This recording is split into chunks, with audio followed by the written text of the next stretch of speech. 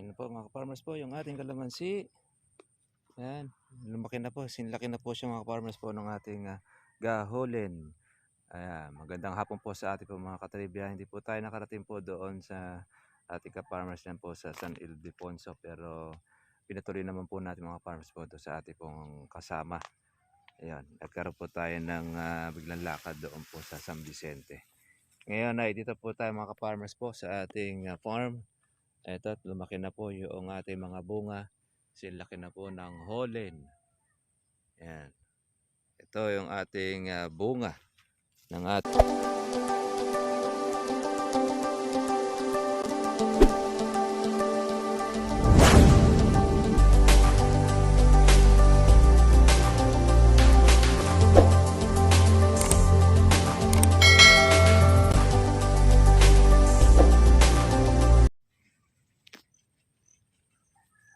Yan po mga farmers po yung ating kalamansi. Yan. Lumaki na po. Sinlaki na po siya mga farmers po ng ating gaholen. Ayan, magandang hapon po sa ating po mga katribya. Hindi po tayo nakarating po doon sa ating ka-farmers yan po sa San Ildefonso, pero pinatuloy naman po natin mga farmers po doon sa ating pong kasama. Ayan, nagkaroon po tayo ng biglang lakad doon po sa San Vicente. Ngayon ay dito po tayo mga ka-farmers po sa ating farm. Ito, lumaki na po yung ating mga bunga. Silaki na po ng holen. Ayan. Ito yung ating bunga ng ating organic at bunga na rin po mga farmers po ng ating pong panahon. Ay ang dami po niya. Ayan, lumalaki at lumilintog na. Kaya hindi pa po natin alam mga ka-farmers kung magkano ang presyo nitong ating lumalaking mga bunga na ito. Ayan, pwede po siyang mapitas sa buwan po ng September.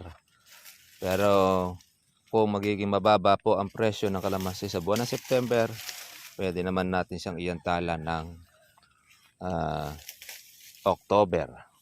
Kaya lang, hindi na natin po pwedeng mahintay po ito ng November dahil magiging dilaw na lang siya. Nahanap po natin mga ka-farmers po yung ating bagging dahil yan, may nakita tayong ilan.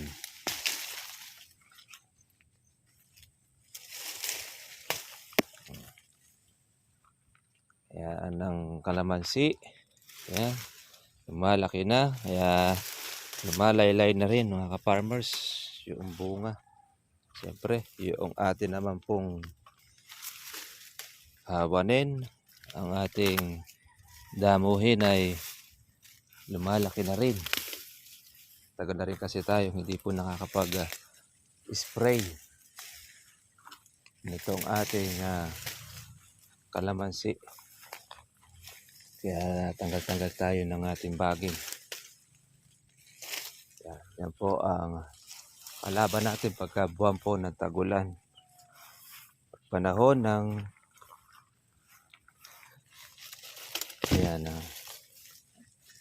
July, August. Ang kalamansi ay marami pong bunga. Yan. Meron na rin po tayong mahahalaw uli.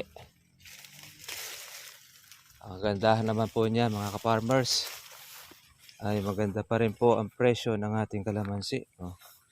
Malaki na po yung ating gaholin.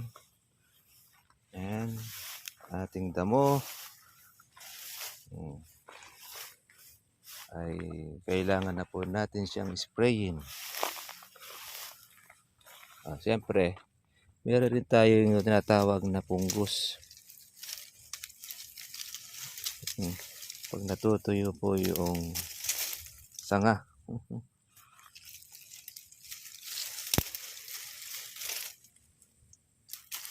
Ito ang the best natin ginagawa. Utol. Tanggal ng sangang tuyo. Ito ang ating pinaka-proning. Mga ka-farmers.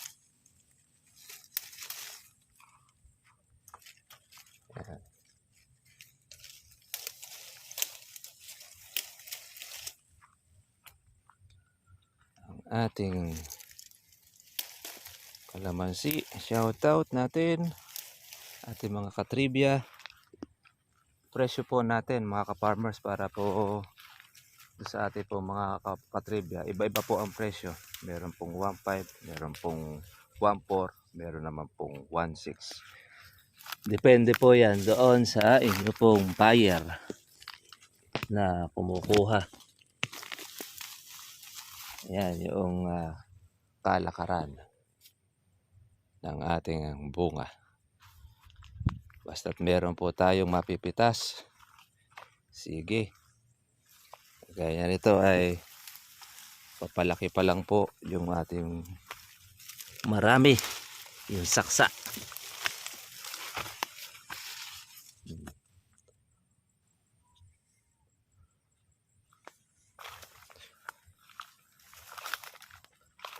Malaki na rin po itong ating kalamansi.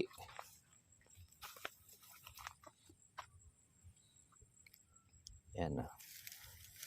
Dami po nung ating gahuli. Masisiyahan ka. Kahit hindi mo siya in-spray. Hindi mo inalagaan ng pang-insecticide ay mga buo ang kanyang bunga. Ganyan ang kalamansi, mga katribya. Pero pagka panahon po ng tag-araw, mauobligado ka na mag-spray. Dahil pag hindi po natin spray, lalo na medyo matabang po mga ka-farmers po ang inyong gamot, wala pong matitira. Magastos man po ang ating kalamansi, pero nababawi rin naman. Nakukuha rin naman natin pagka umaani. Tayo ay ma-harvest, lalo na matsempohan natin ang magandang presyo ng ating bunga.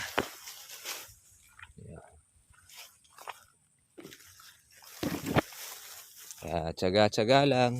Ito, tsaga lang din natin ang pagputol. Yan po, pwede po yan kung ito ay inyong susunugin, mas maganda. Yung mga pungus.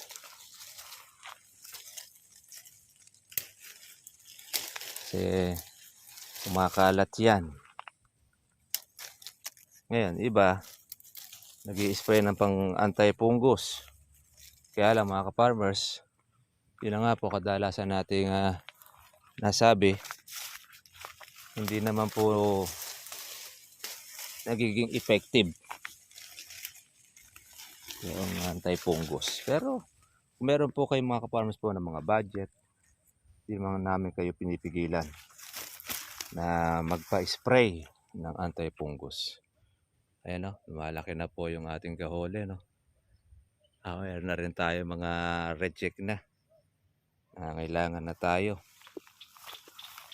ng halaw, pampitas.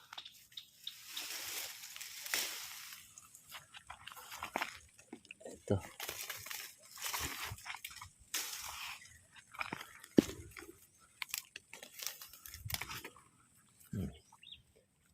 Alam mo nga, oh. Mataba rin po yung mga baging. Tsaga-tsaga. Tsaga lang po sa pagtatanggal dito.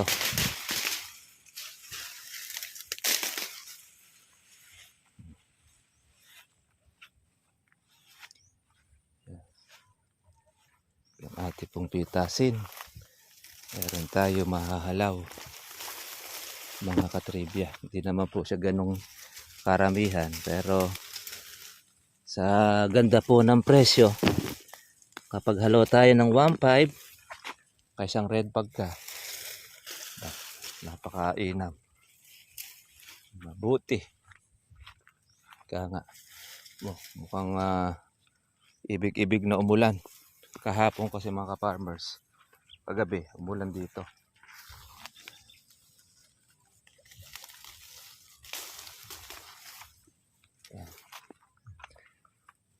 Tanggalin natin ng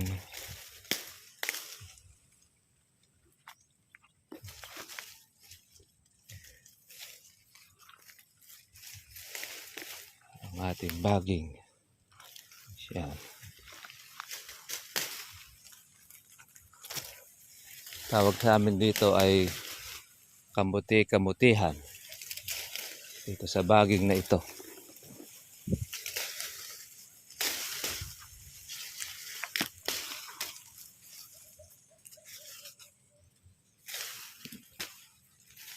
Yan na.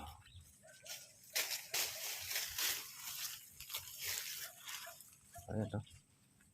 Ang kapal po mga ka-farmers po nating gaholi, no? Puno ng bunga. Kaya lang ito, nag-Christmas tree na rin po itong ating bunga. Hindi na tayo nakaabot.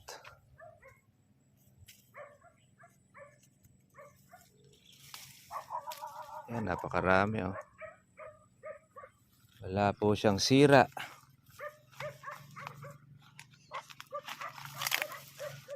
Kaya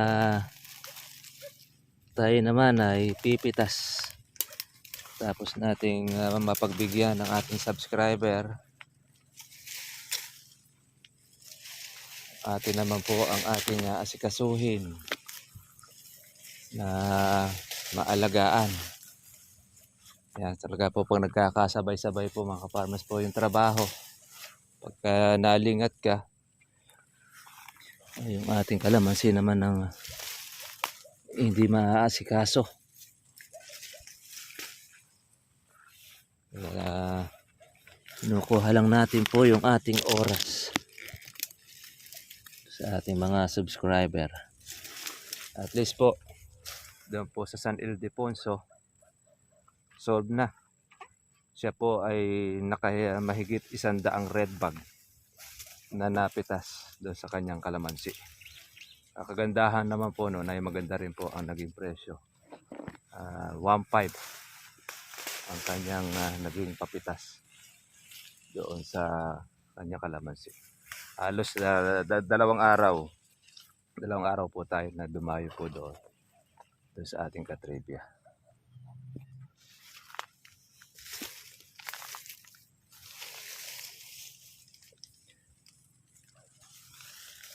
At kapag ganyang merong nalalanta, sabihin nun, so, meron siyang punggus. Sayang, oh. So, tuyo siya. Yan ang sakit ng kalamansi. Punggus. Ayan, dami ng gaholen. Matsyempo lang sana nito. Kahit mababa sa 1,000. Masusulit na to sa dami po ng bunga. Mga ka-trivia. Ayan. Sulit. Sulit ang ating organic fertilizer.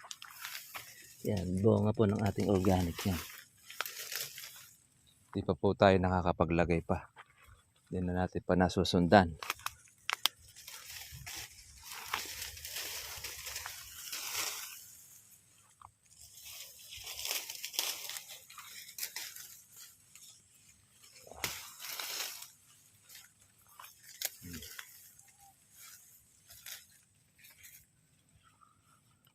Okay na. Shoutout po natin ang ating katribya sa San Ildefonso. At congratulations sa kanila. Napakalalaki po ng bunga ng kanilang kalamansi. At nasulit. Pati rin po yung ating pong mga mamimitas. Nasulit din. Magamat malayo ang biyahe. Okay naman po at maganda po ang pagtanggap po sa atin.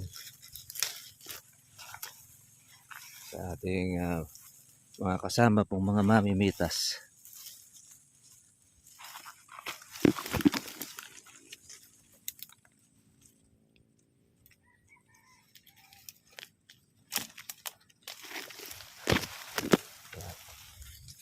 Ito.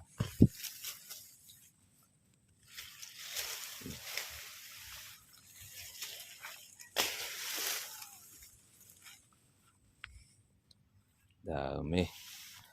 Maraming maliliit na mga bunga. Laki na po siya ng hole mga katribya.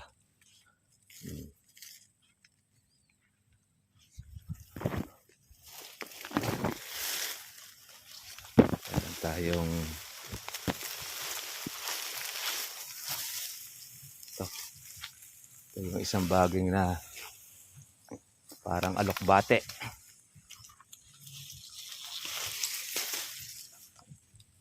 Nalalagay ito sa kawan sa munggo.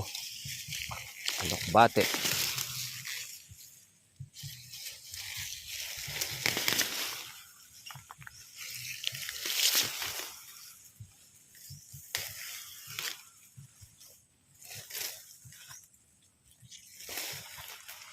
Ayan, di na siya malalagay sa munggo. Yari na mga farmers.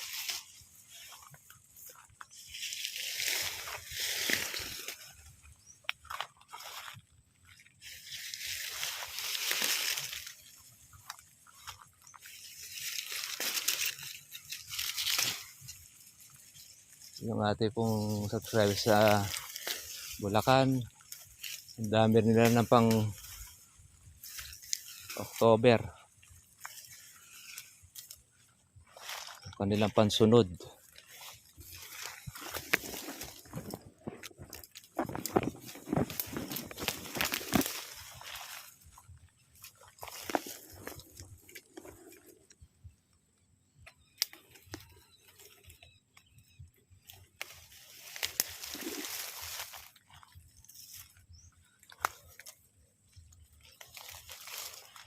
Okay. Ito.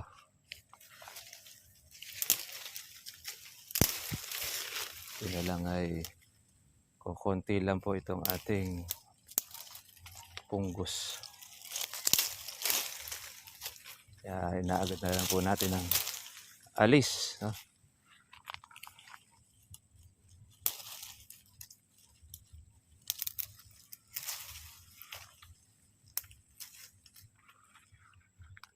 Yan. Shoutout po natin yung mga taga San Vicente.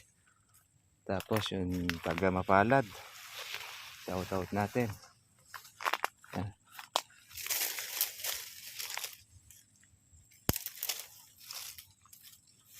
Doon po sa mga nag-aabang po ng presyo ng kalamansi. Iba-iba po ang presyo mga katribya. Depende po doon sa kuha po ng buyer. Kaya yun, pagka kayo po mga ka-farmers po ay magpapapita, siyempre dapat mas maganda ay makibalita muna po tayo. Ito po, sayang ito. Bunga ng ating punggos. Yan, lalantas siya. Yan ang sakit ng kalamansi pagka po tagulan. Sariwa, pero unti-unti niyang kunat. Kailangan po natin ito ng gulok. Ayan o. Nilanta po niya yung kalamansi. So pati yung mga maliliit, lanta rin siya. Tapos yung magiging katabi niya, dadamay na rin po niya. Kaya pinaka-the best dyan ay alisin, putol. Yan.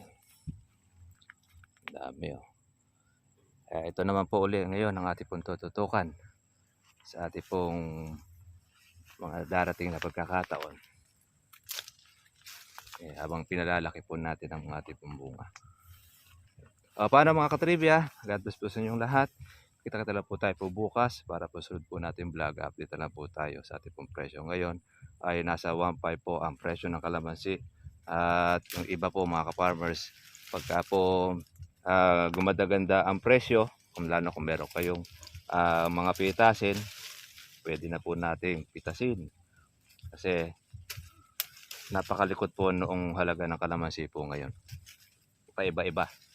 Maganda, bukas, mababa. Lalo na doon sa amin pong bagsakan, sa kabaratuan.